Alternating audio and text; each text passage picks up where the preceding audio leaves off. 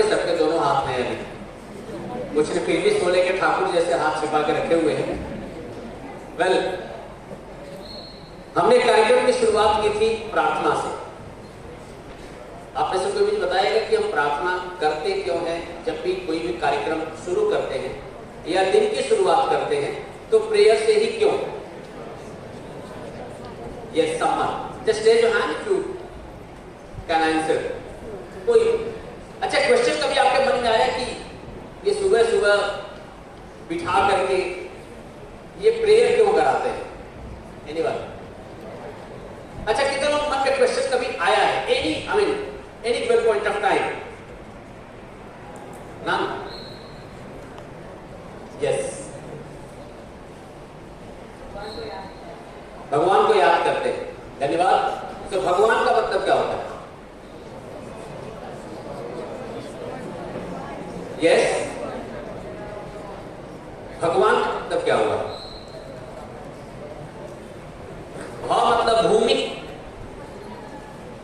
ग मतलब गगन, व मतलब वायु, अ मतलब अग्नि, और न मतलब नीर। 5 तत्वों से जगत का निर्माण है। किससे? भूमि, आसमान, वायु, अग्नि और पानी। तो पांचों का शॉर्ट फॉर्म बनाते तो क्या बनता है? तो हमारे शरीर का निर्माण किन 5 तत्वों से हुआ है? एंड देयरफॉर हम भगवान को याद करते हैं। ये मैं पूछ क्यों रहा हूं? पूछने के पीछे का कारण ये है, जो भी काम करते हो उसके पीछे का पर्पस पता होना चाहिए। अगर पर्पस पता नहीं है तो आदमी डिमोटिवेट हो जाता है, उसका इंटरेस्ट खत्म हो जाता है। अगर पर्पस पता हो तो इंटरेस्ट अपने आप चलता रहता है। 74 की एज में भी मोदी जी को थकान नहीं लगती, क्योंकि पर्पस मालूम है कि जीवन अंत होते होते मुझे करना क्या है। रोहित शर्मा 30 की एज के बाद सबसे ज्यादा सेंचुरी मारने वाले खिलाड़ियों में से एक। पर्पस मालूम है कि मैं खेल क्यों रहा हूं। जिस दिन पर्पस पता चल गया, आदमी उस काम में आनंद लेना शुरू कर देता है। तो जब वांचता वांचता तब कंटाळा आवतो है ने, तो समझी जवानों को वांचવાનું ધ્યેય મને खबर। सही है गलत? कितना मेरी बात से सहमत है? तो आज का ये जो डिस्कशन होगा वो होगा पूरे का पूरा पर्पस के ऊपर। आदरणीय जादव साहब, मेरे परम मित्र चिराग भाई, विपुल भाई कहाँ गए? विपुल भाई, आज सबसे ज्यादा मेरे लिए पूज्य पेरेंट्स यहाँ पर हैं, क्योंकि वर्किंग डे में अपना समय निकाल करके आना ये बहुत बड़ी चीज है। मैं जो लोग भी यहाँ पे खड़े हैं, मैं चाहता हूँ आप लोग बैठे। 24 में 2 ही लोग खड़े हैं, मैं और मोदी जी, बाकी कोई खड़ा नहीं है। तो आप अपनी जगह लें, मेरे खड़ा रहते और किसी की आवश्यकता नहीं है। धन्यवाद। कृपया अपनी जगह लें। साथियों, बात शुरू करते हैं। सबसे पहले प्रार्थना करते क्यों? हमारा ब्रेन 2 पार्ट में डिवाइडेड है, लेफ्ट और लेफ्ट वाला पोर्शन वो है जो हम किताब से पढ़ते हैं और जो डेटा हमारे खोपड़ी में घुसता है। तो हमारे टीचर जो भी पढ़ाते हैं, जो भी हम सीखते हैं नोटबुक पेन के माध्यम से, वो कहां पे जाता है? Left side. लेकिन जिंदगी चलती है राइट साइड वाले से। राइट साइड ऑफ ब्रेन है क्रिएटिविटी। क्या है? Right side of the brain है ऑल द इनोवेशन। जो भी आपको अपने इनोवेटिव मौलिक जो थॉट्स आते हैं वो कहां से आते हैं? राइट साइड से। इसलिए जब आप कभी भी चिंता करते हो तो आप ऐसे बैठोगे, दाहिने हाथ के ऊपर आप अपनी खोपड़ी लगाओगे और बैठोगे। क्यों? क्योंकि सबसे ज्यादा प्रेशर किस पे आएगा? Right side. Right side of the brain ये डिसाइड करता है कि एग्जाम में आप क्या स्कोर लाने वाले हो। राइट साइड वाला ब्रेन जितना एक्टिव हो उतना आपका स्कोर बेटर। एंड पूरी युद्ध राइट साइड का ब्रेन ही एक्टिवेट करने का है। 95% लेफ्ट एंड 5% राइट। इसको कैसे एक्टिवेट किया जाए, यही आज के डिस्कशन का मेरा थीम है। और मुझे विश्वास है कि आप सब लोग मेरे साथ जुड़ेंगे। अगर नोटबुक पेन है तो बहुत अच्छा है, नहीं है तो आप अपने खोपड़िया में मेरी बातें लिखते जाएंगे। रेडी? मैम, ऑडियो है? Please run the audio. I request everyone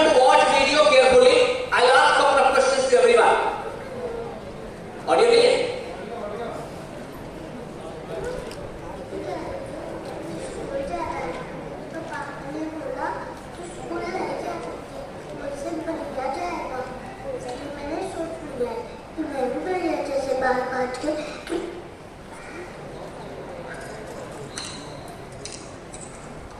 अरे ये क्या कर रही है? आज ना दीदी फिर से रो रही थी। क्यों? दीदी कह रही थी उसे स्कूल जाना है, तो पापा ने बोला तू स्कूल नहीं जा सकती, स्कूल से भैया जाएगा। इसलिए मैंने सोच लिया है कि मैं भी भैया जैसे बाल काट के भैया जैसे कपड़े भी पहनूंगी, और फिर सबको लगेगा कि मैं लड़का हूँ, और फिर मुझे भी स्कूल जाने देगा।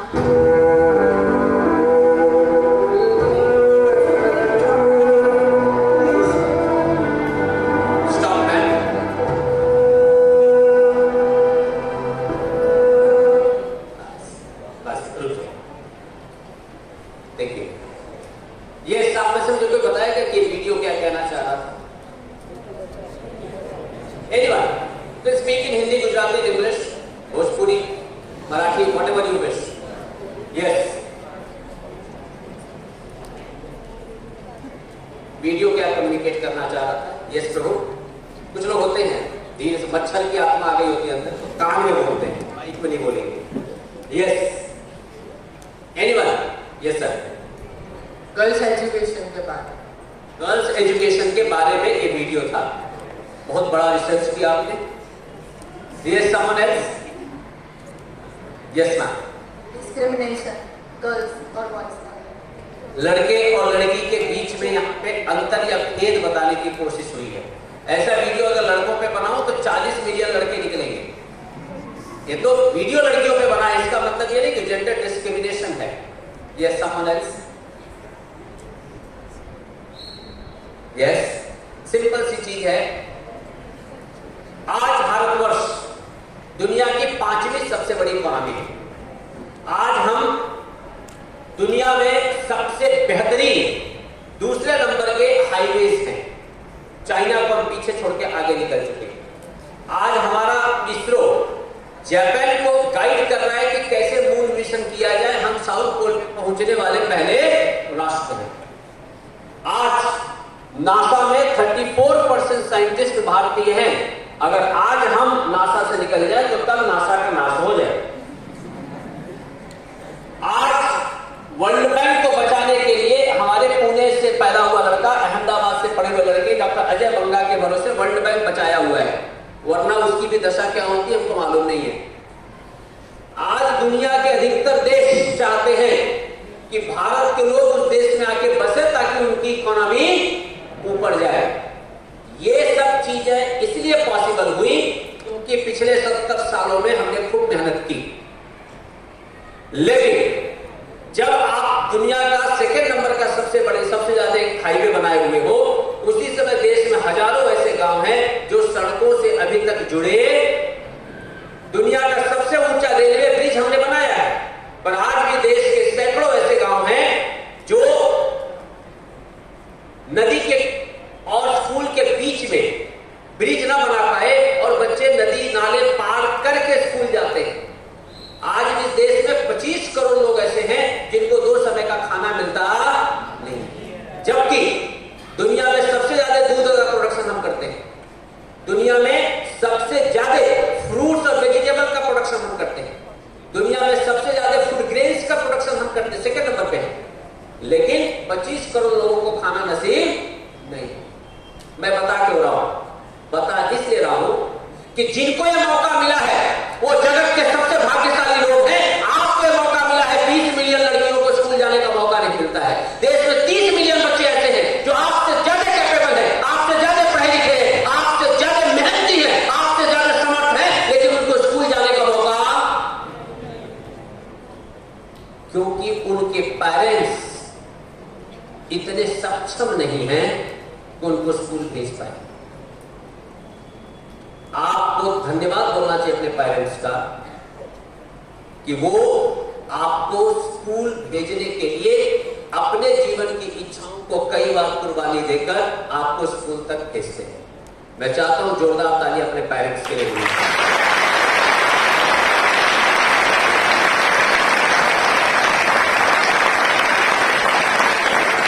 ताली उनको आगे बढ़ूंगा, बजाते जाओगे तो मैं कैसे बोलूंगा? कहीं तो इसलिए बजा रहे ताकि बोल ना पाए। बात सीधे हृदय पे लगती है तो आदमी चाहता है कि न सुनना पड़े तो अच्छा है, क्योंकि सबसे बड़ा दर्द है ना दिमाग का दर्द होता है। बाकी दर्द आदमी झेल सकता है, दिमाग का दर्द नहीं झेल। अभी हम सब लोगों ने कोरोना देखा। कोरोना के बाद कोई है जिसने कोरोना का नाम नहीं सुना है? ऑनलाइन एजुकेशन के संतानों, हम सब लोगों ने वैक्सीन लगवाया। पेरेंट्स यहां पर बैठे हैं, हम सब ने वैक्सीन लगवाया। कोवैक्सीन जो भारत ने बनाया, भारत के लगभग 60 करोड़ लोगों ने कोवैक्सीन लगवाया। दुनिया के लगभग 28 देशों में हमने वैक्सीन फ्री में बांटा।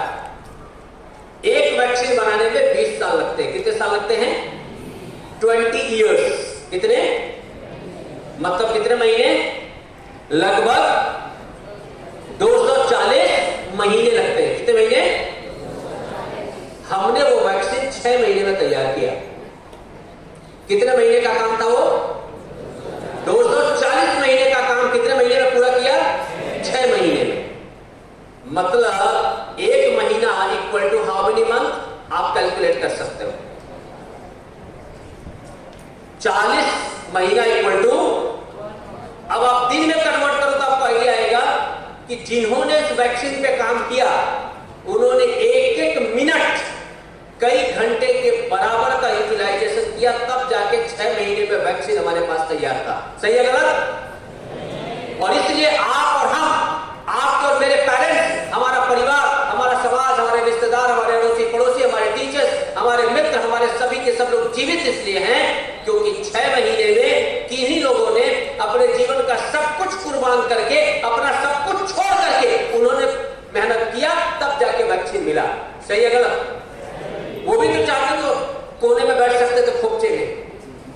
बाहर जैसे तो कोरोना मारी नाक से मरे। उनके भी तो माता पिता होंगे, उनके भी तो भाई बहन होंगे, उनकी भी तो अपनी इच्छाएं नहीं होंगी। उन्होंने भी तो कहीं सुना होगा माई लाइफ माई रूल, मारो जीवन मारे जीवित करो से करिस। उन्होंने भी सुना होगा, पर उन्होंने क्या किया? देश के 140 करोड़ लोग निश्चिंत होकर के, जिंदा रह करके सांस ले सके, खुले में सांस ले सके, बच्चे स्कूल जा सके, लोग अपना बिजनेस कर सके, लोग अपना जीवन जी सके, इसलिए उन 800 वैज्ञानिकों ने अपना एक एक मिनट कुर्बान कर दिया। और आपको बताते हुए खुशी हो रही है, उन 800 वैज्ञानिकों में से 700 लड़कियां थी।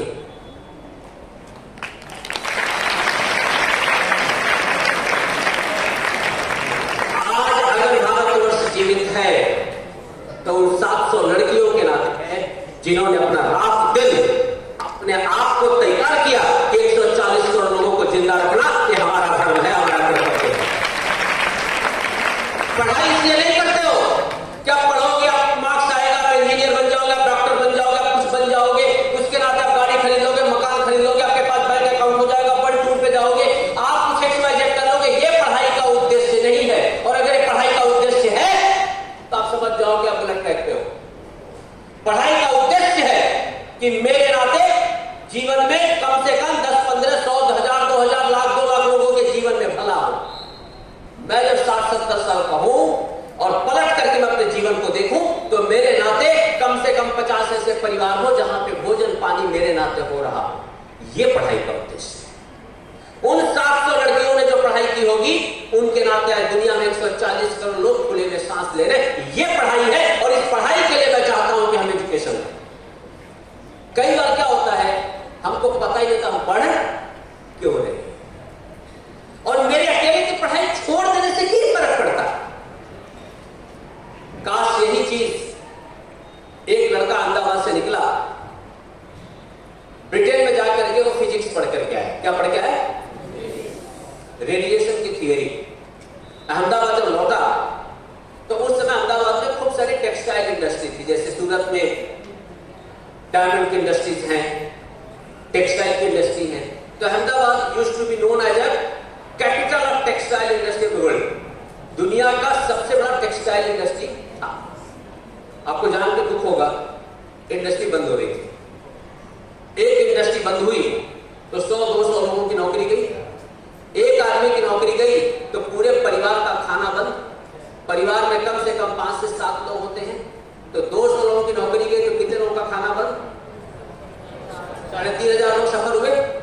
आया ना? क्योंकि सिर्फ परिवार ही नहीं होता है, परिवार के ऊपर बहुत सारे और लोग भी निर्भर होते हैं। ऐसी सैकड़ों इंडस्ट्री बंद हो रही थी।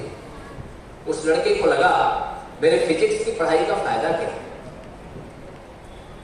अगर मेरे रहते अहमदाबाद के लोग रोटी के लिए तरसे तो मेरी पढ़ाई का कोई मतलब नहीं। और उस लड़के ने टेक्सटाइल में रिसर्च करना शुरू किया। आप लोग जींस पहनते हो मालूम है ना? ये जींस का रिसर्च उस लड़के की मेहनत का रिजल्ट है। पढ़ के क्या आया था? रिसर्च किस पे किया? उसके बाद उसने एक इंस्टीट्यूट एस्टेब्लिश किया अहमदाबाद में, जहां से अगर पढ़ाई करके कोई निकलता है तो 1 करोड़ 2 करोड़ का पैकेज मिलता है।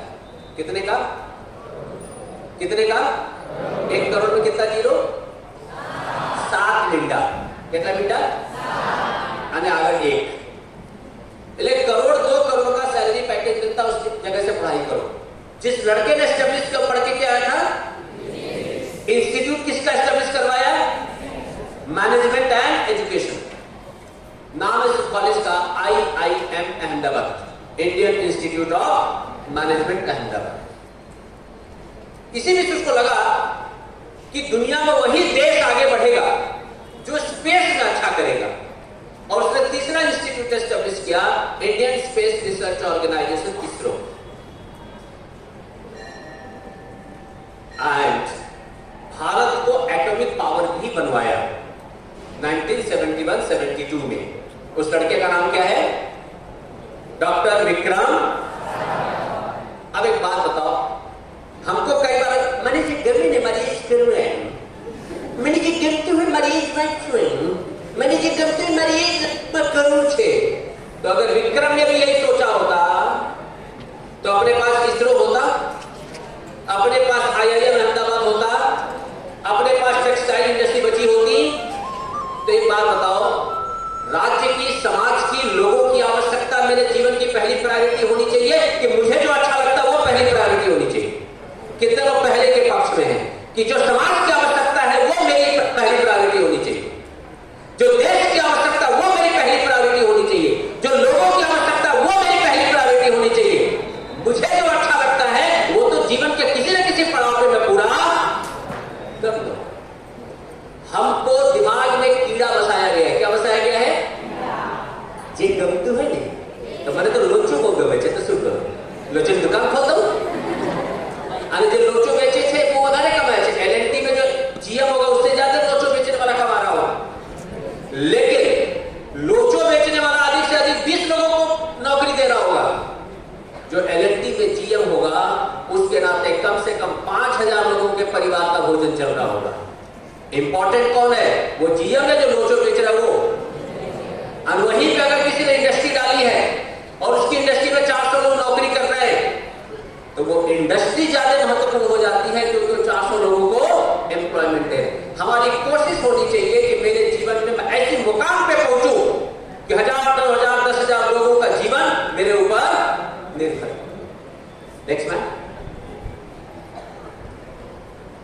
इसको आप लोग ध्यान से सुनना। Last question to everyone.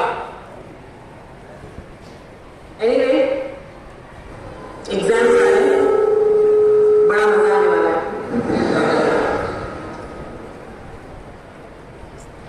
आपको 9th स्टैंडर्ड में कितने मार्क्स मिले? चलो कॉलेज में। बाप रे, वो भी नहीं है। नहीं है, मुझे तो सिर्फ 59% मिले थे, पर फिर भी आज मैं आपके बच्चे की स्कूल की प्रिंसिपल हूँ। ऐसा कोई रिपोर्ट कार्ड आज तक बना नहीं है जो एक बच्चे की काबिलियत बता सके। रिपोर्ट कार्ड बताते हैं तो कुछ नंबर जो वैसे भी किसी को याद नहीं रहने वाले। मार्क्स छोड़िए और सीखने पर जोर डालिए। यस, आप में से कोई बताएगा ये वीडियो क्या कहना चाह रहा है? यस, बोलो, कोई टेंशन नहीं। हाँ, यस, अपना नाम बता के। यस अंकिता। योग्यता के लिए, हमें पढ़ाई मार्क्स के लिए नहीं, सीखने के लिए करना चाहिए। Yes, someone else? और कोई?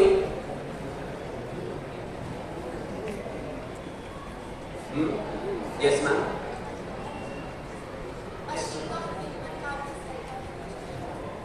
A piece of paper cannot decide my future. Yes, sir.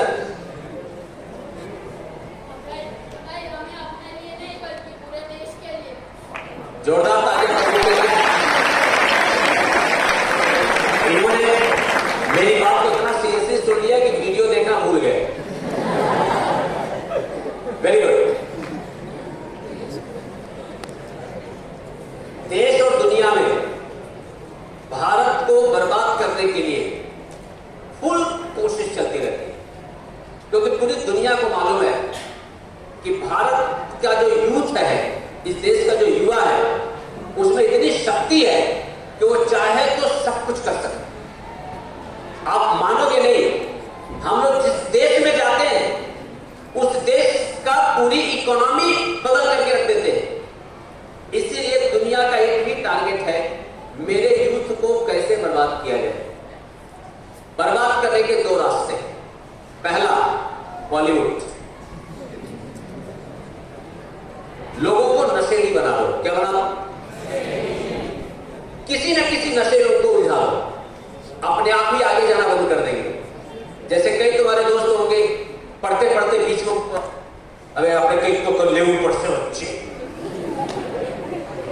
एक दूसरा होता है इस तरह के ज्ञान, मतलब बीच में एक इडियट टाइप 3 इडियट पिक्चर आई थी, नॉलेज के पीछे भागो, नॉलेज के पीछे, मार्क्स के पीछे मत भागो।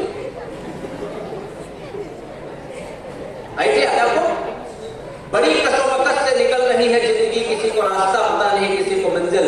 जिसे दोनों पता उसे कहीं जाना नहीं, और जिसे जाना है उसे कुछ पता नहीं।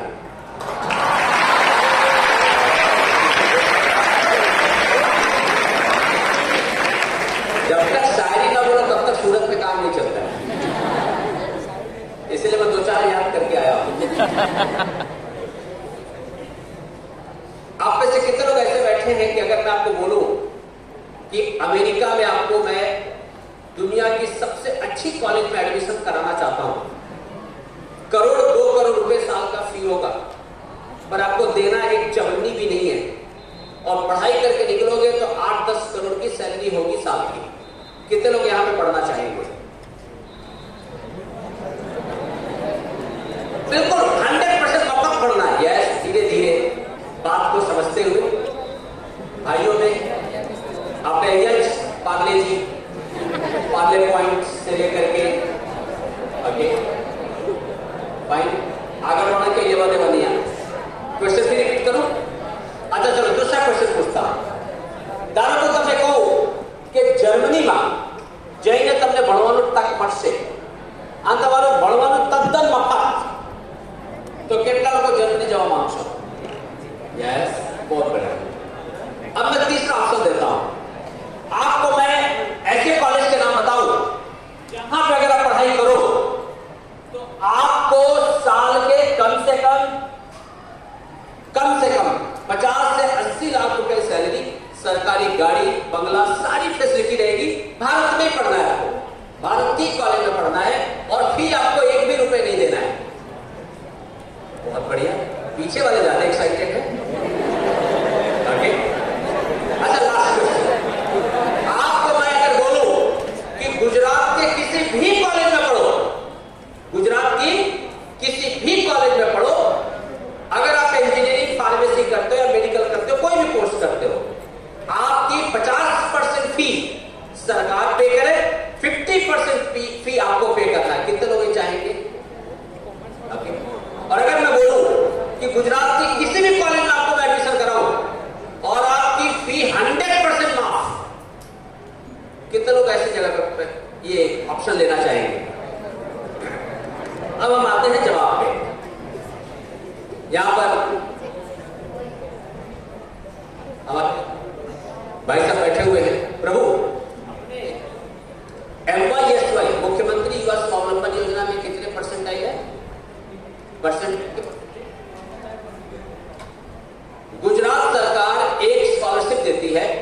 जिसका नाम है मुख्यमंत्री युवा स्वावलंबन योजना। क्या नाम है? कोई भी जाति, धर्म, परिवार, समाज, कास्ट, किसी से भी आप आते हो, आप कोई भी कोर्स करो गुजरात में, आपकी 50% फी कौन पे करेगा? सरकार। और 50% फी अगर बच गई तो आपको पे करना है। कितना अच्छा लगा, सुन के अच्छा लगा। पर इसमें सरकार ने एक कंडीशन रखा है, और कंडीशन है 80% इन 12th। कितना टका? कितना कितना कितना? 80%। 12वां माह हुआ। अब ये दादी माँ को कौन समझाए कि मार्क्स की वैल्यू है कि नहीं है? अब आपको दूसरा बताता हूं। मैंने जर्मनी वाली बात बताई आपको। जर्मनी अगर आपको जाकर के पढ़ाई करनी हो तो उनकी अपनी एक एंट्रेंस एग्जाम है जिसको बोलते हैं DAAD डैट। DAAD डैट नहीं है, DEAD डैट भी नहीं, DAAD डैट। पूरा एजुकेशन 100%। और एक बार जर्मनी गए तो यूरोप का पूरा रास्ता खुल गया आपका। आप France, Spain, Denmark, Switzerland, Sweden कहीं भी जा सकते हो। मैं इतने देशों के नाम इसलिए बता रहा हूं ताकि आपको लगे कि मुझे नाम मालूम है। मैं आपको भेज दे रहा हूं। 100% आपका फी सरकार पे करती है, आप पूरा फ्री पढ़ करके आते हो। लेकिन उसमें अप्लाई करने के लिए मिनिमम 12th में चाहिए, 12th में मिनिमम चाहिए 85%। कितना चाहिए अप्लाई करने के लिए? हाँ, अब ये भारत की बात नहीं है, कहां की बात है? यूरोप की बात है। मतलब परसेंटेज भारत वालों को नहीं चाहिए, समझ में आता है, यूरोप वालों को भी नहीं चाहिए। ऐसा गलत है। सही ये है, यूरोप वालों को भी परसेंटेज। जो रोज बोलते रहते सीखने पे जोड़ दो, मार्क्स पे जोड़ मत दो, सीखने पे जोड़ दो, मार्क्स पे जोड़ मत दो, तो चाचा तो परसेंटेज का ही देख रहे हो। हमने सीखा है, इंटरव्यू लो, हम जवाब दूंगा, हम सीख के आया हूं, सीधा बिहार से लैंड हुआ हूं। क्या मतलब है? अब मैं तीसरा बताता हूं। एक स्कीम गुजरात में चलती है, ट्यूशन फी वेवर स्कीम। यही नाम है? बिल्कुल सर। क्या नाम है? Tuition fee waiver scheme. क्या नाम है? Tuition fee waiver scheme. Tuition fee waiver मतलब होता माफ करना। क्या है? माफ। वेवर मतलब माफ कर दिया। 100% आप निर्मा में पढ़ो, DICT में पढ़ो, PDP में पढ़ो, कानून में पढ़ो, आप कहीं भी पढ़ो, भले मैं इस साल का 2.5 लाख रुपए फी आपको देना एक चपट्टी भी नहीं। 100% फी कौन पे करेगा? बराबर है ना? लेकिन सरकार ये कहती है कि जितने लोगों ने इस स्कीम में अप्लाई किया है, अब इसमें भी कोई जात, धर्म, कास्ट, कम्युनिटी नहीं है, पूरा 100% सबके लिए खुला है। પછી પાટીદારો માટે જુદું છે, બધા માટે હરખું છે। તમે કોઈ भी कम्युनिटी માંથી આવતા બધા માટે છે 100%। पर जितने लोगों ने अप्लाई किया है उसमें सिर्फ टॉप 2% को मिलेगा। कितनों को? कितनों को? कितनों को? कितनों को? अब टॉप 2 में आना तो पड़ेगा ना। और उसके लिए क्या चाहिए? उसके लिए क्या चाहिए? उसके लिए क्या चाहिए? आंटी क्या कह रही थी? और वो इडियट वाले अंकल क्या कह रहे हैं?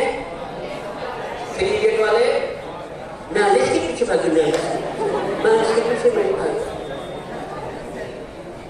आपको मेरी भावनाएं समझ में आ रही है? मार्क्स जरूरी है। मैंने 9000 से ज्यादा लोगों को इंडस्ट्री में नौकरी दिलाई है। देश में शायद ऐसी कोई टॉप नॉच इंडस्ट्री होगी जहां पे मैंने लोगों को जॉब ना दिलाई हो। और मैं पूरे अनुभव और विश्वास, अकाउंटेबिलिटी के साथ कहना चाहता हूं साथियों, अधिकतर देश की टॉप लेवल इंडस्ट्रीज 12वीं का परसेंटेज देखती हैं, 10वीं का परसेंटेज देखती है। पेरेंट्स यहां बैठे, अगर कैंपस प्लेसमेंट में बैठे होंगे तुमको याद होगा, 10મા માં 60%, 12મા માં 60%, કોલેજમાં 60%, ત્રણેયમાં 60% હોય તો તમે રિલાયન્સ, અદાની, TCS, ઇન્ફોસિસ, વિપ્રો જેવી કંપનીમાં તમે આપી શકો. અંધારો કે 60 થી 59 થઈ ગયું તો ઘણી બધી કંપનીઓ તમારા હાથમાંથી निकली जैसे. पढ़ाई का मतलब मैं सिर्फ बताने आया हूं, आपको टेंशन में डालने. मैं सिर्फ क्या बताना चाह रहा हूं, मतलब. पहला मतलब मैंने क्या बताया, आपके पेरेंट्स का अकाउंट अगर आपको खाली नहीं होने देना है और आप चाहते हो कि पेरेंट्स के ऊपर आपके पढ़ाई का लोड न आए तो आप स्कॉलरशिप में पढ़ाई कर सकते हो. पर स्कॉलरशिप की कंडीशन क्या है वो अभी से मुझे पता हो तो मैं स्कॉलरशिप अवेल कर पाऊंगा.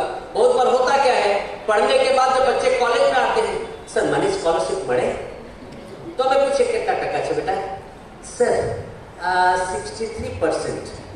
अब हमारे साथ होता, मुझे मालूम है कि बच्चे की आर्थिक परिस्थिति अच्छी नहीं है, मुझे मालूम है कि इसको स्कॉलरशिप मिलना चाहिए, पर मार्क्स नहीं है, मैं कुछ नहीं कर सकता. मेरे पास इंफॉर्मेशन है, मैं चाहता भी उस बच्चे को फायदा मिले, लेकिन मैं चाह करके भी उस फायदे से उसको फायदा नहीं दिला सकता. बड़ी कसोमकस से निकल रही है जिंदगी, किसी को रास्ता पता नहीं, किसी को मंजिल. जिसे दोनों पता उसे कहीं जाना नहीं, जिसे जाना उसे कुछ पता नहीं. मैंने इसीलिए एक कविता यूज की, मुद्दे की बात करते हैं. ताली बजाना महत्वपूर्ण नहीं, मतलब क्या मैं कोई एंटरटेनर आया हूं कि अब ताली बजाओगे मैं सेलिब्रिटी हो जाऊंगा. द पॉइंट है, इंपॉर्टेंट क्या है कि मेरे पास आने वाले 20 दिन का समय है. कितना समय है? ये 20 दिन को मैं कितना यूटिलाइज करूं ताकि मैं मेरे पेरेंट्स के लिए एक सपोर्ट बन पाऊं. सपोर्ट कमा के देना नहीं है, जो उन्होंने कमाया है वो खर्चा न करना भी सपोर्ट है. सही कि गलत? उन्होंने जो कमाया है उसको बचाना भी एक सपोर्ट है. कमा के तो मैं कभी दूंगा और शायद लेंगे भी नहीं. अपने आप पेरेंट्स सक्षम है, अपना जीवन निकाल लेंगे. अपना जीवन मैं व्यवस्थित निकाल लूं, उसमें वो बहुत खुश है. हमको क्या करना है अगले 20 डेज? क्या करना है अगले 20 डेज? कैसे यूटिलाइज किया जाए ना.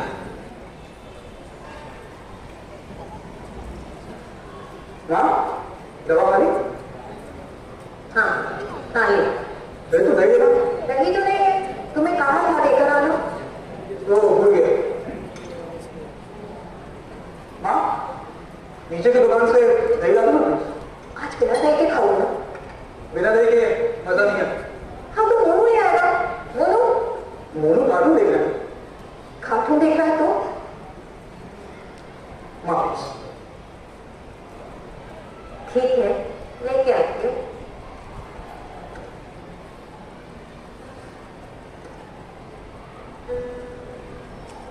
क्या जरूरत थी माँ को भेजने की? इस उम्र में इतना चढ़ना उतरना. डॉक्टर ने कहा है माँ को वॉक करने के लिए. अपने लिए नहीं, मेरे लिए तो कर लो.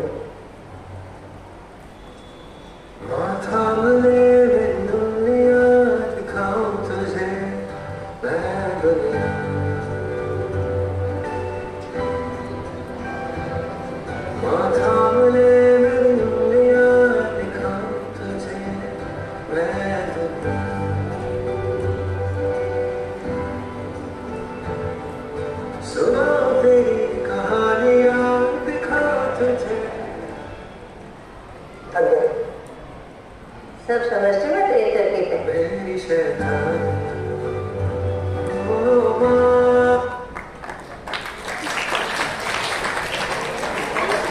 आप में से कितने लोग अपने पेरेंट्स को बहुत प्यार करते हैं और कितने लोग चाहते हैं कि आपके पेरेंट्स की 80-90% बीमारियां आपके नाते खत्म हो जाए? कितने लोग चाहते हो कि आपके दादा दादी, नाना नानी, मामा मामी, चाचा चाची, माता पिता सबकी 70-80% बीमारियां खत्म हो जाए?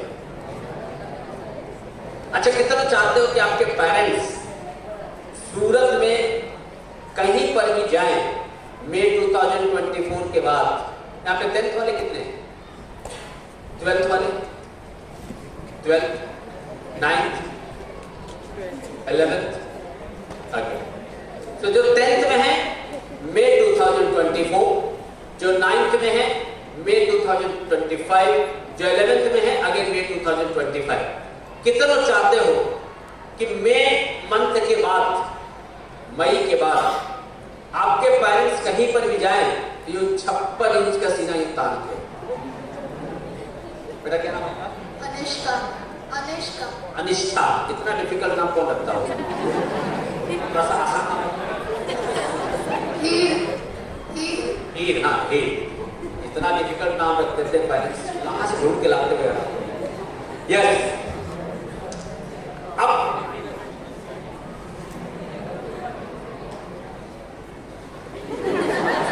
हीर। हाँ अच्छा, तुम इसका नाम चुरा लिया। कॉपी शुरू हो गई Sunil sir. Okay. The concern है कि मान लीजिए कि हीर के पेरेंट्स कहीं पे किसी सोशल प्रोग्राम में जाएं और बोले कि दिव्य भास्कर में फ्रंट पेज पर फोटो આવ્યું છે ને હીરનું મારો ડીએનએસ। हर बच्चे के जीवन में जो 10वीं बोर्ड देता है उसको 2 बार और जो 12वीं बोर्ड देता है उसको 1 बार अपॉर्चुनिटी स्कूल लाइफ में मिल जाती है। अगर आपने जिस भी बोर्ड के स्टूडेंट हो, गुजरात बोर्ड के तो गुजरात बोर्ड का रिजल्ट जब आए तब, आप सीबीएसई के तो सीबीएसई बोर्ड का जब रिजल्ट आए तब, जिस दिन आपका बोर्ड का रिजल्ट आए और फ्रंट पेज पे आपका नाम फोटो के साथ छप जाए, सूरत जिला topper, Gujarat board topper, Gujarat राज्य टॉपर, मैं दावे के साथ कहना चाहता हूं आपके परिवार के हर आदमी की 70 से 80% बीमारियां छूमंतर हो जाएंगी। आज आपके पेरेंट्स यूं चलेंगे।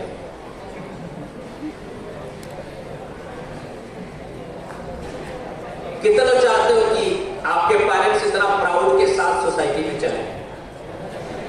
तो मौका आपके सामने है और ये मौका सुनील सर के जीवन में नहीं है, ये मौका चिराग भाई के जीवन में नहीं है, ये मौका मेरे जीवन में नहीं है, ये मौका आपके बाकी टीचर्स या पेरेंट्स के लाइफ में नहीं है, ये मौका सिर्फ आपकी लाइफ में है और इसको सिर्फ और सिर्फ आप एनकरेज कर सकते हो और कोई एनकरेज।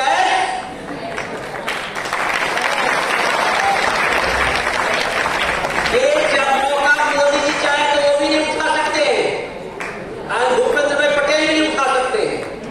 ये मौका सिर्फ उनके पास है जो बोर्ड के एग्जाम देने जा रहे हैं।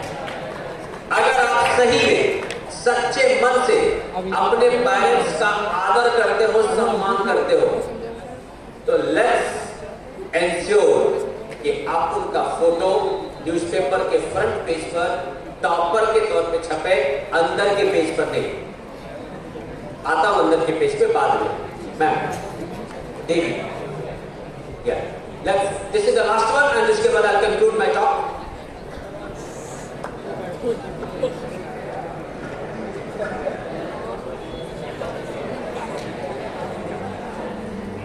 वो वीडियो सामने है।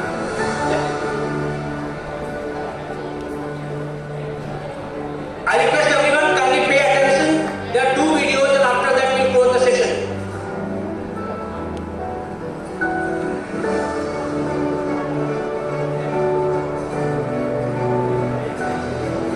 हीरो जरूर करता है वो हीरोज को जो हमारी रक्षा में जी जान से लगे रहते हैं।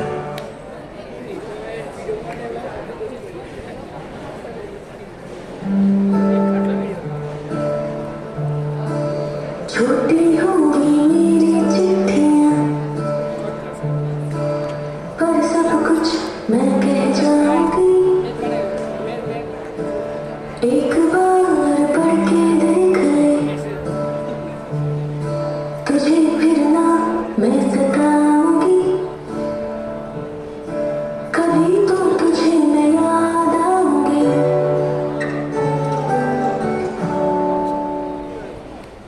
हल्की फुल्की मेरी खुशियां डिब्बों में मैं सजाऊंगी। एक बार चख के देख ले, फिर संग तेरे मुस्कुराऊंगी। कभी तो तुझे मैं याद आऊंगी।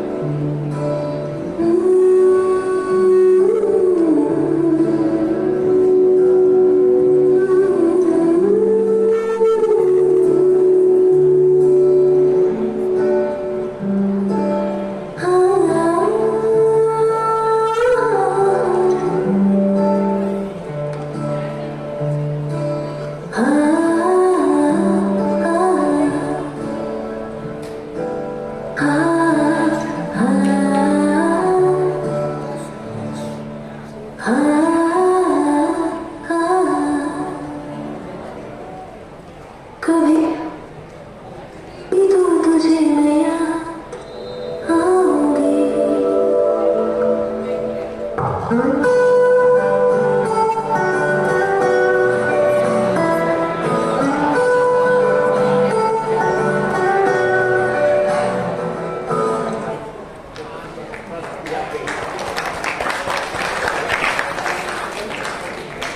वेल, ये जो भी पॉपकॉर्न खाने वाले लोग हैं तालियां बजा रहे हैं, उनके लिए एक बार जोरदार तालियां हो जब तक तालियां बजा रहे हैं। Before I conclude, let me talk few important points. Point number 1, आप में से कितने लोग ऐसे हैं जिनको पढ़ा हुआ याद नहीं रहता है, एग्जाम के दिन ही भूल जाते हो? यस, यार ये मेरा होनहार सकता हूं। यस, अच्छा, कितने लोग ऐसे हैं जो मानते हैं कि मैथ पढ़ना ही नहीं चाहिए? मैं बोलता हूं मैथ पढ़ना ही नहीं चाहिए, मैथ पढ़ना नहीं चाहिए। कितना मानते हो आप? सर, देश का भविष्य उज्जवल हाथों में। ओके, धन्यवाद। अच्छा, कितने लोग ऐसे बैठे जो एग्जाम के 2 दिन पहले बीमार पड़ते हो? अच्छा, कितने लोग ऐसे बैठे जो ही क्वेश्चन दिखता उसी समय शुरुआत की 4-5 लाइनें याद नहीं आती, पॉइंट ही आती?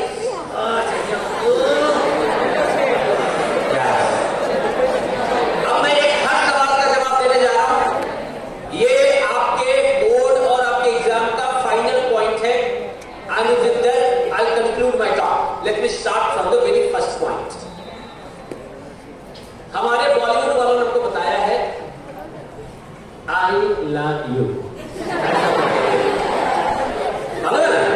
और गाने दिल धड़ धड़ करे। आप में से कितने लोग बायोलॉजी के स्टूडेंट हो? बायोलॉजी वाले कितने बैठे हैं ना? अच्छा, 10th तक तो सबने बायोलॉजी पढ़ी है ना? हार्ट का जीवन में एक ही काम है, ब्लड पंप करना। जिस दिन हार्ट ने ब्लड पंप करने का दूसरा काम शुरू किया, उसी दिन हमारा राम राम सत्य हो जाएगा। हार्ट का क्या काम है? हार्ट का क्या काम है? हार्ट का क्या काम है? दिल का क्या काम है? ब्लड पंप करना। That's it. इसके अलावा उसके पास दूसरा कोई प्रोफाइल नहीं है, दूसरा कोई धंधा नहीं है। ये जितनी चीजें बताई गई है सारू फोटू छे। तो सत्य क्या है? Right side of the brain is responsible for emotion, feeling, attachment and लगाओ। कौन सा? दिमाग का दाहिना हिस्सा जो है, खोपड़िया का जो दाहिना हिस्सा है, वो सब कुछ करता है। हेड तो बेचारा सिर्फ खून पहुंचाता है। क्या पहुंचाता है? अब खून पहुंचेगा तब जब खून पंप होगा, तब। अब खून पंप होगा कब? जब टांगे चलेंगी तब। क्या चलेंगी? क्योंकि शरीर में सबसे ज्यादा बेंच ऑफ मसल का होती है टांगों में। टांगे चलती हैं तो ब्लड पंप होगा, तो खोपड़िया में खून। क्योंकि सबसे ज्यादा ब्लड शरीर के कौन से हिस्से को चाहिए? ब्रेन को। तो खून इसको चाहिए। पंप यहां से होता है, पंप करता ये है, और हम सोफे पे पड़े हुए हैं।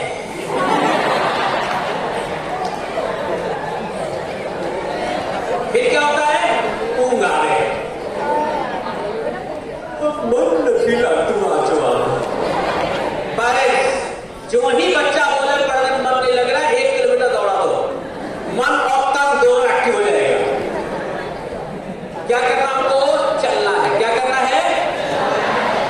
जो ही आपको बगासा खाना पड़े, जो ही नींद आए, जो ही कंटाला आए, जो ही बचाको भराए, जो ही ऐसा हो कभी मजा मत किया हो तू, जब लगे वाचो मत पिला तू, शू करवानू, पाँव का मूवमेंट बढ़ाओ, ब्लड पंपिंग शुरू। बास्केटबॉल खेल लो, थोड़ी देर के लिए एक्सरसाइज कर लो, थोड़ा सा जंप कर लो, कोई एक आप एक्सरसाइज कर लो अपने आप। ब्लड सर्कुलेशन शुरू, मतलब खोपड़ी में ब्लड सप्लाई दे। हेलो, इधर बड़ौदा से आया इतनी दूर से, ध्यान दो। वो डिस्कस कर रही कि आपने पाव भाजी खावा कई जैसे। द पॉइंट है क्या करना हमको, ब्लड सर्कुलेशन क्या करना है, बढ़ाना है। ब्लड सर्कुलेशन तो तब होगा ना जब शरीरिया में खून होगा। खून ही नहीं है तो सर्कुलेट कहां होगा, कुआं वहां से तो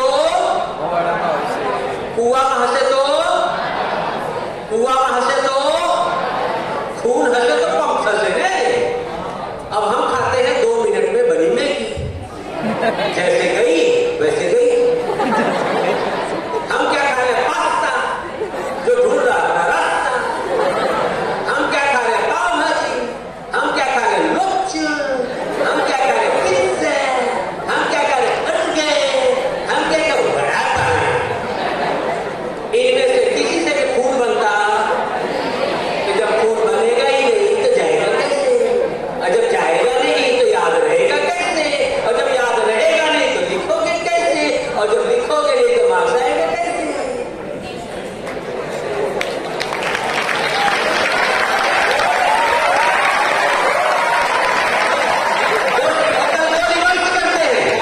साइकिल को रिवर्स करते हैं तो खाओ वही जो खून बनाए, खाओ वही जो और बनाओ वही जो खून बनाए। पता चला हम खुद ही नहीं बना रहे हैं, बस आप ही का काम मैं कर रहा हूं। जो बना रहे हैं उनके ऊपर आरोप नहीं है, जो जोमेटो के भरोसे उनके ऊपर आरोप है। द पॉइंट है हेल्दी फूड अच्छे एग्जाम के लिए आवश्यक है। एग्जाम में अगर आपको अच्छा करना है तो आपको क्या खाना पड़ेगा, अच्छा। अब आप पूछोगे अच्छा खाना क्या होता है पवन? आयुर्वेद ऐसा कहता है कि जो भी अनाज या जो भी फल उगने में, बनने में और पकने में जितना ज्यादा समय लेता है वो उतना हेल्दी होता है। जो फ्रूट जितना समय लेता है उगने में, बनने में और पकने में उतना हेल्दी होता है। जो भी फूड ग्रेन अनाज खेत में जितना समय लेता है उगने में, बनने में और किचन में पकने में उतना हेल्दी। इसलिए कठोर सबसे अच्छा खाना माना। क्यों? क्योंकि कठोर पकने में समय, और हम क्या खाते हैं, 2 मिनट की मैगी फट से तैयार। तो जैसा खाओगे वैसा। तो हमको पहली चीज क्या इंप्रूव करनी है, फूड हैबिट। क्या चेंज करनी है? दूसरा फिजिकल एक्सरसाइज क्या करनी है। अब तीसरी समस्या, अब हम पढ़ते पढ़ते गए थक, क्या हो गए, अब हमको करना है आराम। आराम लेटने के बाद उठाया मोबाइल फोन। अब हम देख रहे हैं रील। क्या देख रहे हैं? क्योंकि हम आराम कर रहे हैं। अब पढ़ाई करते हैं तो शरीर में सबसे ज्यादा कौन से अंग का उपयोग है, आंख का। किसका? थक। आराम कौन कर रहा है, शरीर। आंख क्या कर रही है, रील देख रही है। आंख क्या कर रहा है, टीवी देख रहा है। थका कौन था, आराम किसको चाहिए था, ड्यूटी पे कौन है, आराम कौन कर रहा है। अब आधे घंटे बाद हम ब्रेक के बाद फिर उठे, चेयर पे गए बैठे। आंख बोलेगा मैंने तो आराम बड़ी देती, चाचा मैंने आराम आपको। अब 5 मिनट के बाद फिर से हमारा दिमाग भटकना शुरू, क्योंकि आंख को तो रेस्ट मिला ही नहीं था। तो हमको किसको रेस्ट देना है, जब भी पढ़ते पढ़ते थको, give rest to your eyes. Body का थकान पढ़ाई में होता ही नहीं है, वो जबरदस्ती हमने उसको इन्वॉल्व किया हुआ है। Is it clear now?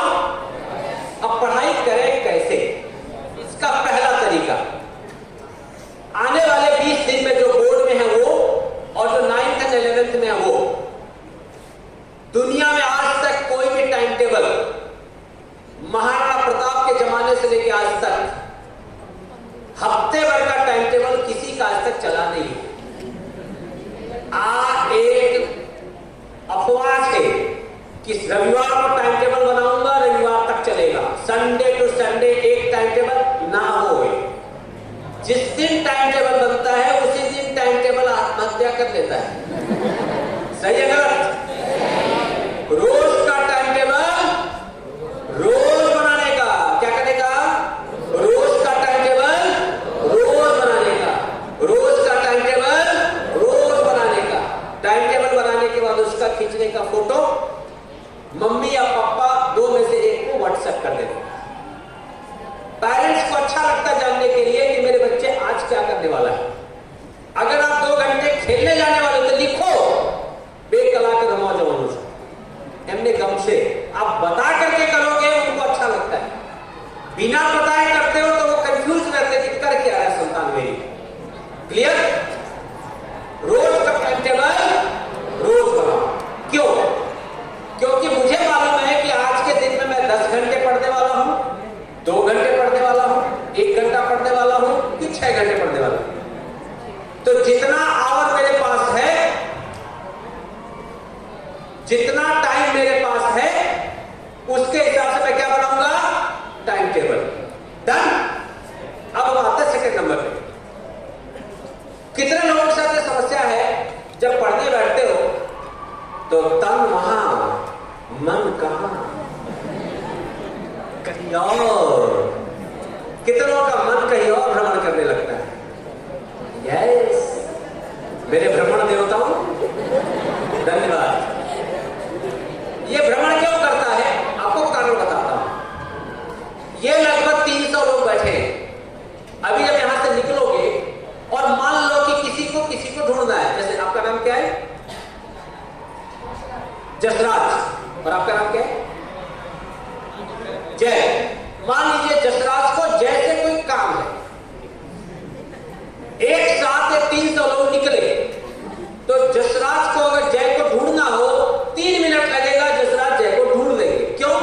Jasraj क्या करेंगे? दिमाग में पिक्चर बनाएंगे। जय मतलब इतना ऊंचा, इस तरह का फीचर, इस तरह का लड़का।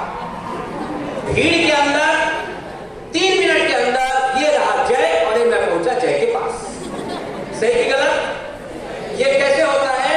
जब आपने जिस चीज को ढूंढ रहे हो उसके बारे में पता हो।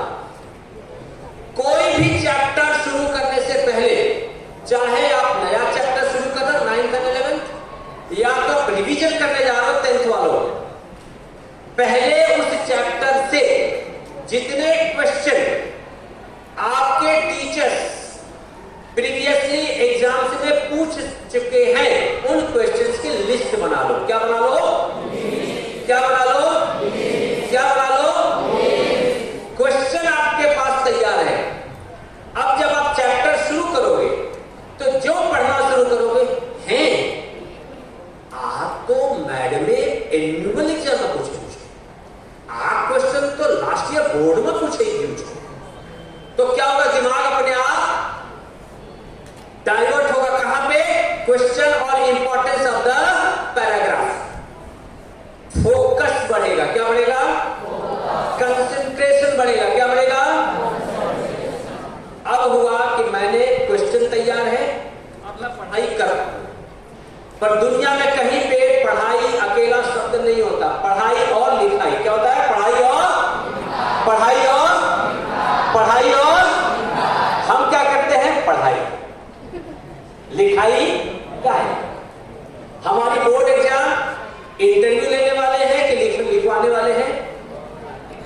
तो जो एग्जाम लिखने वाली है उसकी तैयारी कैसे करने की? एग्जाम किसकी? लिखने की कि बोलने की? लिखने की या बोलने की? तो प्रैक्टिस कैसे करने की? लिख करके। हम प्रैक्टिस कैसे करते हैं? पढ़कर। जो लिखेगा वही दिखेगा और जो दिखेगा वही बिकेगा। तो लिखोगे तो दिखोगे। सही कि गलत? लिखोगे तो लिखने के लिए क्या करने का? क्वेश्चन तैयार है, चैप्टर मैंने पढ़ लिया, अब अपने आप उसका आंसर लिखने की कोशिश। राइट?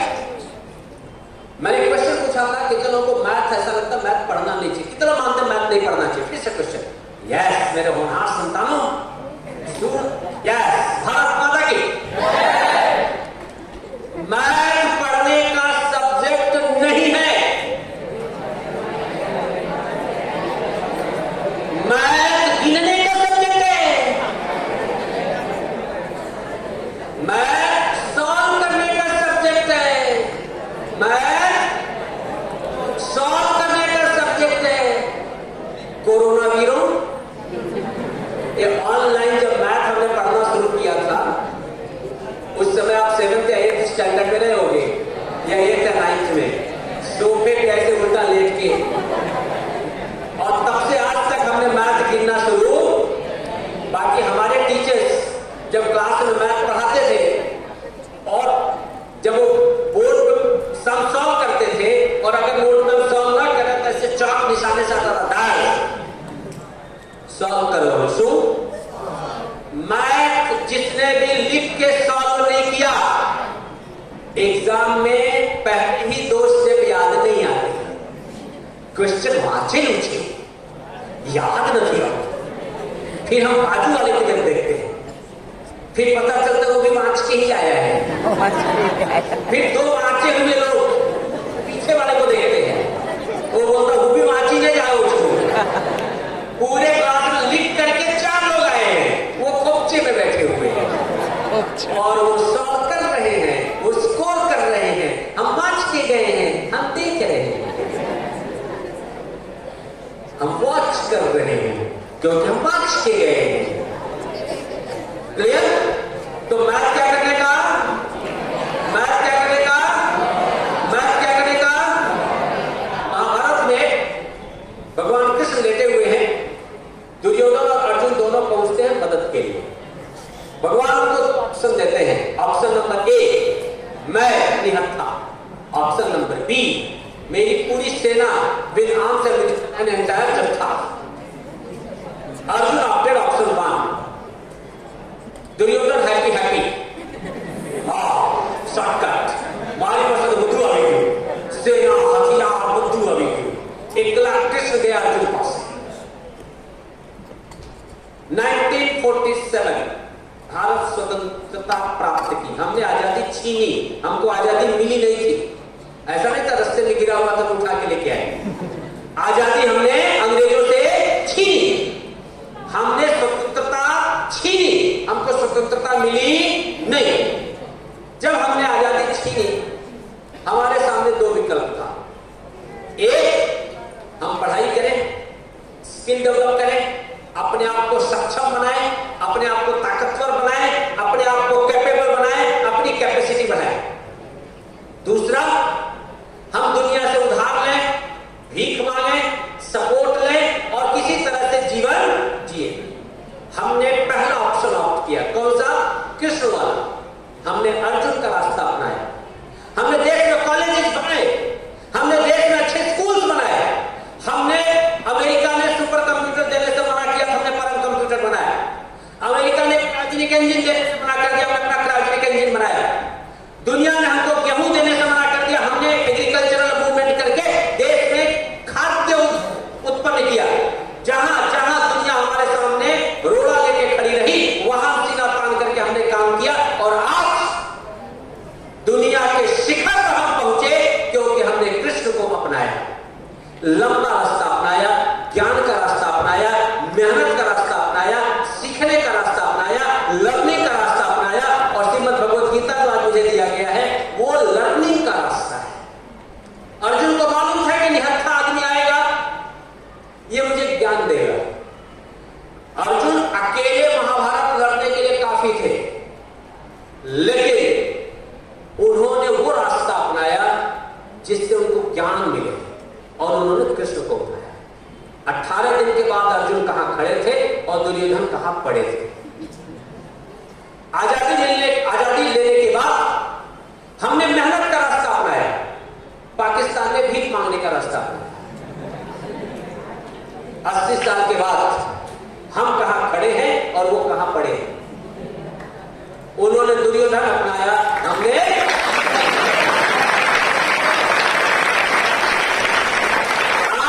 जीवन के हर पड़ाव पे आपके पास 2 ऑप्शन होंगे,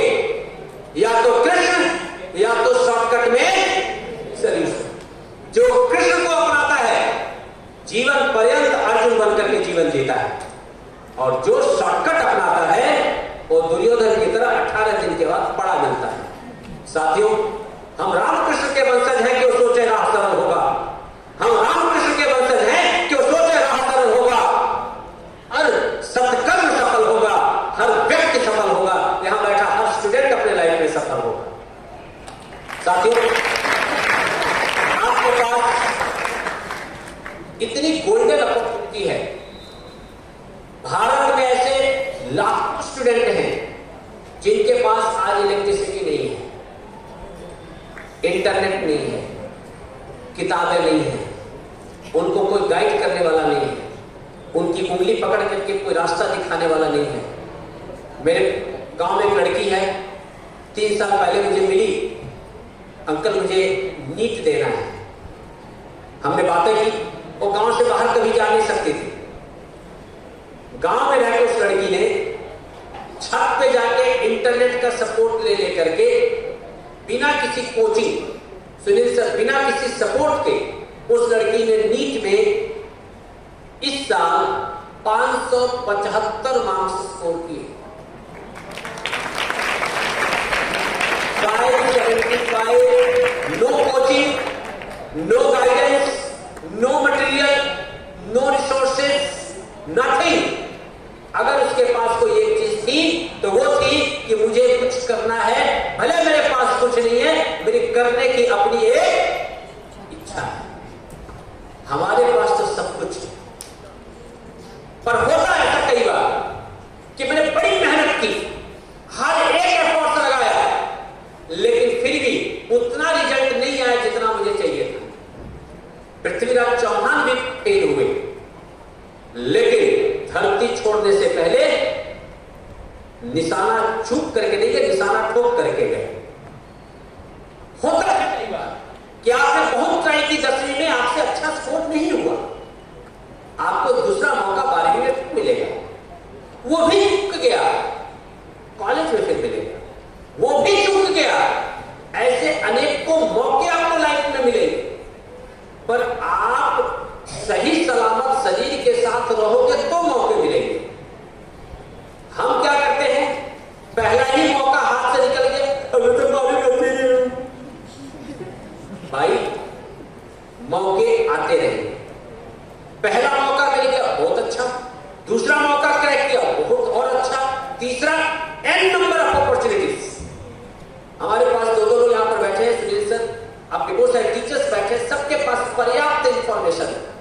जीवन के किसी भी पड़ाव पर कभी भी आपको ऐसा लगे कि मैं अंदर से टूट रहा हूं, मुझे मन नहीं कर रहा पढ़ने का, मुझे दिक्कत हो रही है पढ़ने में, मुझे समझ में नहीं आ रहा है, स्कोर नहीं बढ़ रहा है, तुरंत अपने टीचर्स को कांटेक्ट करो। किसको कांटेक्ट करेगा? दुनिया में 3 ऐसे लोग हैं, कल अगर आप 5 करोड़ रुपए की सैलरी कमाओ, आप एक बड़ी इंडस्ट्री लगाओ, आप IAS IPS ऑफिसर बनो, दुनिया में 2 ऐसी जगह होगी जहां मिठाइयां बटेंगी, एक आपके माता पिता और दूसरे आपके टीचर्स अपने स्टाफ रूम में बांटेंगे।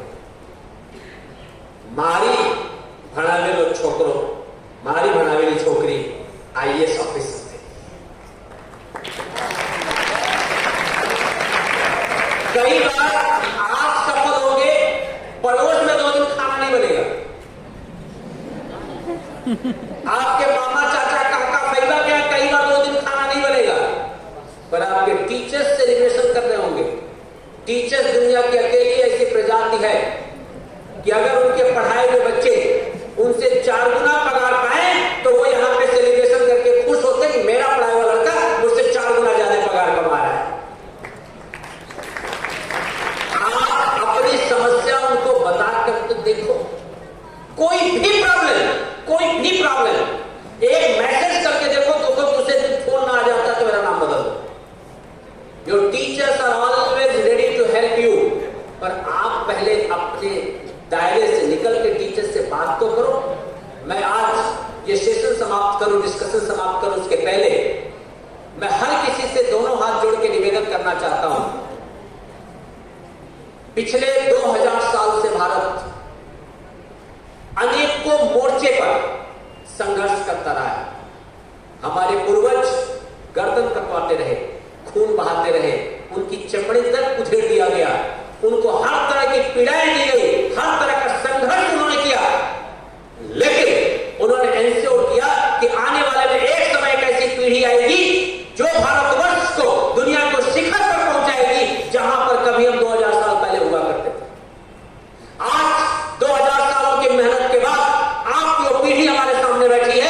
इनके पास स्कूल है, इंटरनेट है, भोजन है, कपड़ा है, रिसोर्सेस है, हर तरह की सुविधाएं हैं। वो सारी चीजें हैं जिसके लिए 2000 वर्षों से संघर्ष कर रहे थे। हमारे पूर्वज अपना बलिदान कर रहे थे, अपना खून बहा रहे थे, अपनी गर्दनें कटवा रहे थे, अपनी चमड़ियां उधड़वा रहे थे, ताकि एक पीढ़ी आएगी जो भारतवर्ष को दुनिया के शिखर पर लेकर के जाएगी। और वो पीढ़ी मेरे सामने बैठी है।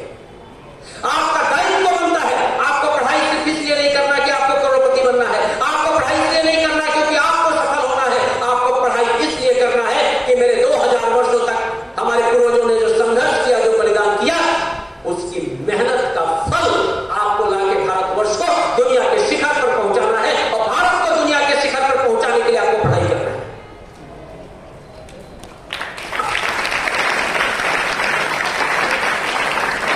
वसुधा का नेता कौन हुआ? विश्व विजेता कौन हुआ? मानव धर्म प्रणेता कौन हुआ?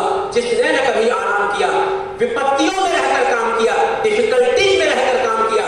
विश्व विजेता हम बनेंगे, दुनिया का नेता हम बनेंगे, क्योंकि दुनिया के हम अकेली ऐसी प्रजाति है, दुनिया की अकेली ऐसी कम्युनिटी है, दुनिया का अकेले ऐसे मानव समाज है जो मेहनत करने से कभी नहीं थकता है, मेहनत करने से कभी नहीं डरता है। हम उनके वंशज हैं। हम ऐसे सूरत के निवासी हैं जो भारतवर्ष को हमेशा रास्ता बताते रहे हैं। हम इंडस्ट्रियलिस्ट लोग हैं। हम सूरत को दुनिया के शिखर पर पहुंचाने वाले लोग हैं। मैं चाहता हूं कि आप सही मायने में इस जमीन को उस शिखर पर लेकर के जाओ कि आने वाले समय में जैसे सरदार पटेल ने गुजरात का नाम रोशन किया, जैसे नरेंद्र भाई ने गुजरात का नाम रोशन किया, वैसे यहां पर बैठे अनेकों लोग गुजरात का नाम रोशन करें। इन्हीं कल्पनाओं के साथ, इन्हीं आशाओं के साथ, इन्हीं आकांक्षाओं के साथ। भारत माता की, भारत माता की, भारत माता की।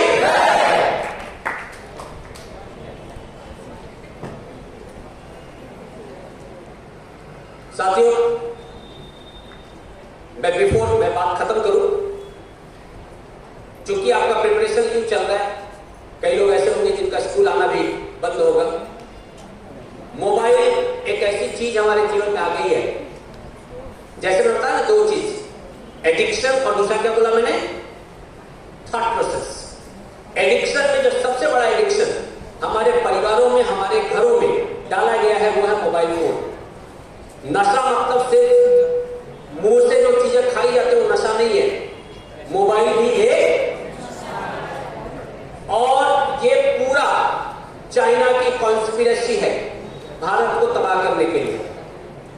आप अगर किसी भी मोबाइल के किसी भी ऐप में उलझकर आप अपना घंटे, 2 घंटे, 4 घंटे बर्बाद कर रहे हो, इसका मतलब आप चाइनीज कॉन्स्पिरेसी का हिस्सा हो और भारत के बर्बाद करने का एक आप भी जिम्मेदार व्यक्ति हो। ये पूरी तैयारी है। इतनी जगहों से हमले हैं कि अब कल्पना नहीं, बॉर्डर पे हमले नहीं है, सैनिक तो मेरे बेचारे बॉर्डर सिक्योर कर रहे हैं, उनको मालूम है कि कोई आएगा तो हम उनको मार करके कैसे भगाएंगे। हमारे सिपाही सो रहे थे एक दिन गलवान घाटी में, चाइनीज ने हमला कर दिया, तैयारी के साथ आए थे सारे चाइना वाले, हमारे वाले सो रहे थे, नींद से उठे और 40 को ठोक दिया। सोचो जगह होते तो क्या होता, एक भी जिंदा ना जाता। उनको पता है कि वो बॉर्डर पे हमको नहीं हरा सकते, उनको पता है कि सामने सामने की लड़ाई में हमको नहीं हरा सकते, तो हमको कैसे हराया जाए, तो हमारी अगली पीढ़ी को कैसे उनके चाल में फंसा के बर्बाद किया जाए। इसीलिए पहले टिकटॉक आया, उसके बाद अनेकों वीडियो गेम्स हैं, अनेकों ऐप हैं। ये सब चाइना की आपके ऊपर जाल फेंका हुआ है। आप बर्बाद, देश बर्बाद। आपको डिसाइड करना है कि आपको एक भारत प्रेमी, एक राष्ट्र प्रेमी, एक देश प्रेमी के तौर पर जीवन जीना है कि विदेशियों के चक्कर में फंसकर आप देश को बर्बाद करना चाहते हैं। मोबाइल फोन में उलझना मतलब देश के विरुद्ध जितने भी षड्यंत्र हैं उसका हिस्सा बनना है। कितने लोग इसका हिस्सा बनना चाहते हो षड्यंत्र का? कितने लोग चाहते हो कि चाइना को मुंहतोड़ जवाब दिया जाए? अगर आप मुंहतोड़ जवाब देना चाहते हो तो आपके पास एक रास्ता है, मोबाइल फोन का सदुपयोग। आप जितना पढ़ने से रिलेटेड चीज है उतना करो, बाकी सारी चीजें चाहे इंस्टा है, चाहे फेसबुक है, चाहे गेम्स है, चाहे रील है, ये जितनी चीजें हैं उससे जितना जल्दी हो सके उतना जल्दी मुक्ति प्राप्त करो। अदरवाइज आप देश के विरुद्ध षड्यंत्र का हिस्सा हैं। आप सब लोग एक बहुत ही सुलझे हुए लोग हो। अगली पीढ़ी होशियार, आप लोग हमसे ज्यादा टेक्नोलॉजी जानते हो, आप लोग हमसे ज्यादा आपके सेंसेस हैं, आप हमसे ज्यादा लॉजिक आपका अच्छा है, आप हमसे ज्यादा बेहतर सोच सकते हो, आप हमसे ज्यादा बेहतर बोल सकते हो। आपके सामने आपके पेरेंट्स आपसे आर्ग्यूमेंट नहीं कर सकते, क्योंकि आपकी पीढ़ी हर एक मामले में हमारी पीढ़ी से आगे है। आपको मैं सिर्फ इतना कह सकता हूं कि आपको निर्णय लेना है कि देश की बर्बादी में आपको कंट्रीब्यूट करना है, कि देश को आगे बढ़ाने में कंट्रीब्यूट करना है। बर्बादी में